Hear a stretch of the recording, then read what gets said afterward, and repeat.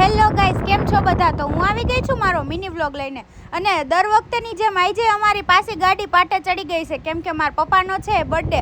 એટલે મેં કીધું હાલો હવે આપણે કેક ને એવું લઈ આવીએ. પછી અમે બેકરીએ પહોંચી ગયા અને ત્યાં જઈને તો કેક તો એટલા મસ્ત મસ્ત હતા ને, તમને બધાને બતાવું અમે કયો કેક લીધો ને. જો સામે બ્રાઉન કલરનો આખો ચોકલેટી છે ને, એ અમે કેક લીધો છે. અને પછી કેક લઈને ડાયરેક્ટ ઘરે જ વયા ગયા. બોલો, કરણને એમય ન થયું કે હે ને અહીંયા એનું 2 દી જુનાગઢ ગઈ હતી તો લાવીને ગામમાં આટો મારી આવું. મેં કહ્યું કાંઈ નહીં, મારે કાંઈ બોલવું જ નથી. ઘરે આવીને શાક રોટલા ખાઈ લીધા, કઢી ખીચડી બટેટાનું શાક ને રોટલા મેં કર્યું હતું મારી હાથે. કરણને બહુ ભાવે ને એટલે મારા પપ્પાનું ફેવરેટ છે.